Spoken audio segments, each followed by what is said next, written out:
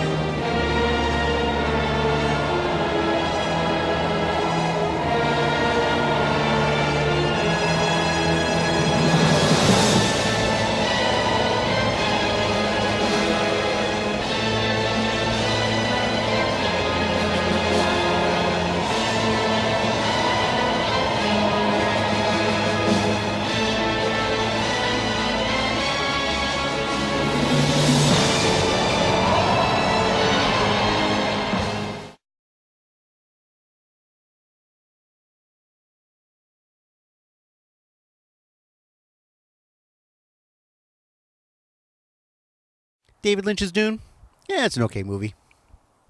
I'm just fucking teasing you. I know you're here for more than that. You want some kind of amusing review out of the angry guy on the internet.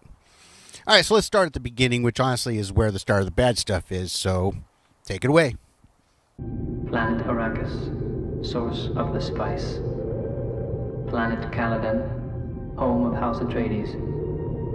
Planet Giedi Prime, home of House Harkonnen. Planet Kaitane, home of the Emperor of the known universe. Oh hey, that's exposition. I see two great houses. House Atreides, House Harkonnen feuding.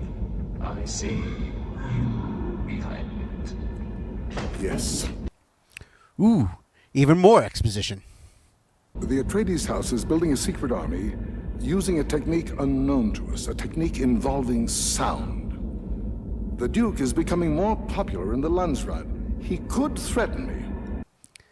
Exposition. House Atreides took control of Arrakis 63 standard days into the year 10,191. It was known that the Harkonnens, the former rulers of Arrakis, would leave many suicide troops behind. Fucking exposition.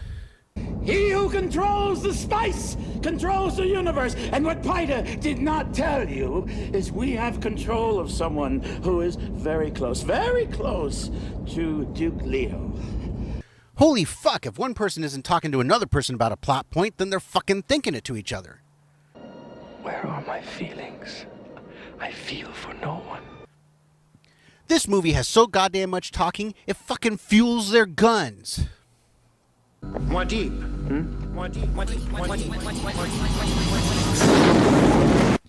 Ooh, I saw some of you fuckers out there flinch when I showed that clip. You read the book before seeing the movie, didn't you? It's okay, that was my first experience with Nerd Rage too. Little background, when I first went to go see this movie on opening day, I was the oddball out that hadn't read the book. When we left the theater, I thought, besides all the fucking exposition, it was a decent movie, some good action pieces and, for the time, decent effects, but holy crap, all my friends acted like somebody shot their fucking puppy.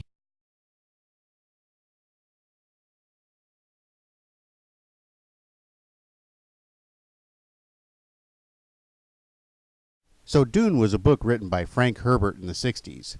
The series is pretty awesome because you can read an author evolve from smart and insightful to dirty old man in about 6 books. The series has been picked up by his son Brian and licensee writer for hire Kevin J. Anderson. While the books are not bad, they're just missing something the originals had. Maybe they need to hire a dirty old man to help out. Anyway, since it was written, Dune has been a target of many filmmakers, including Alejandro Jodorowsky, the dude who made this shit. So his versions failed so spectacularly they're making a documentary about it. Well, from there it went to Ridley Scott, and when he pulled out, it was given to Elephant Man director David Lynch, which is this version you see here. That movie failed so badly at the box office that they didn't even try for another decade until the Sci-Fi Channel made a miniseries in 2000. The miniseries followed the story better, but it didn't have the heart of the Lynch version. Well, it's been another decade, and of course, another version of Dune is in the works.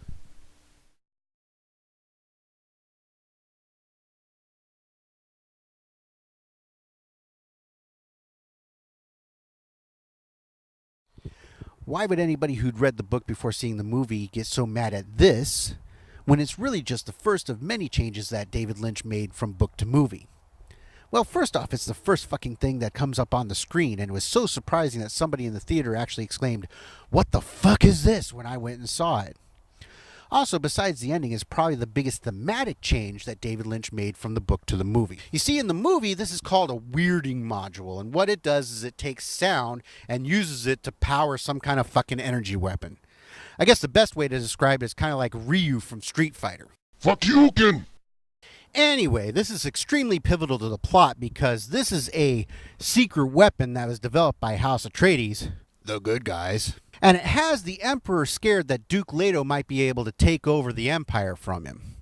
This leads the Emperor to side with the Baron Harkonnen and House Harkonnen, the bad guys. Seriously, if this movie hits you any harder with this plot point, it could be charged with fucking assault. Anyway, he gets together with the Baron Harkonnen and comes up with this plot that's so fucking convoluted that even the fucking exposition couldn't explain it to you.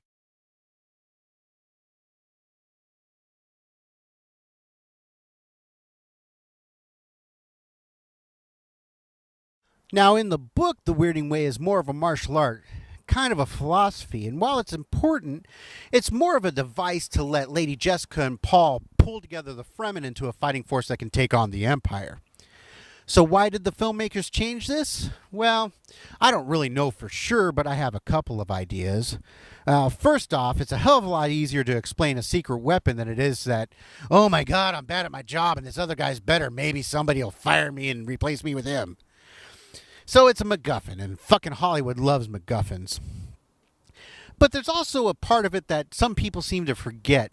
See, this is pre-Matrix 80s, when martial arts movies in the 80s looked more like something like this.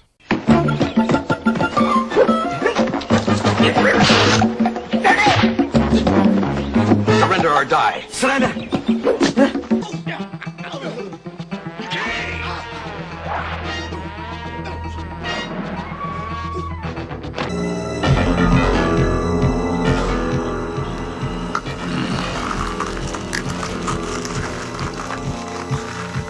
The hell you think you're doing, huh? Who's badder than the Shogun? Bruce Leroy, that's who. Bruce Leroy. Bruce Leroy. And even action movies that we're used to seeing in the 2000s that also existed at the same time looked way different than they do now. Let's take James Bond, for example.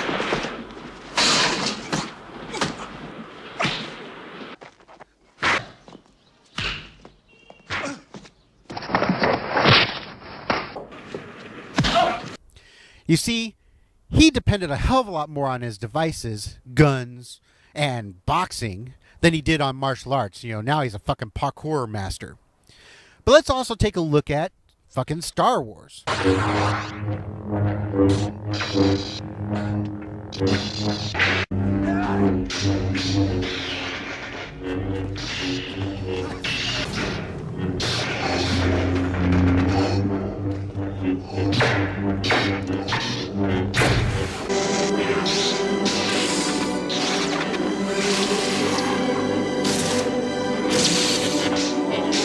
As you can see, this looks more like knights combat or fencing than it does samurai combat from the prequels.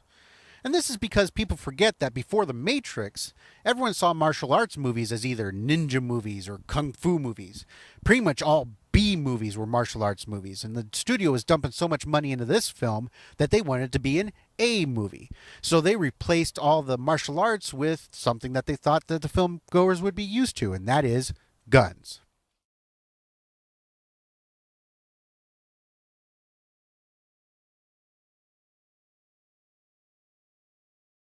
So really, what does all this mean? Abso-goddamn-fucking-lutely nothing. I guess my point here is that this is my first time dealing with internet rage, and God knows I'm adding to it now with this fucking channel. But the thing is that sometimes when you let the rage overcome you, you miss some decent things. Like, this movie had good set pieces, and the actors in it were decent even if they weren't given a great script. Patrick Stewart's mullet at the end is fucking awesome. And the sandworms were really cool, especially with the special effects that they had at the time. So in the end, I give Dune 1.5 fucks. And I give all the rage it caused 1,000,000 fucks, because that was pretty fucking cool. So if you'll excuse me, your mom just called. She wants to ride my great maker.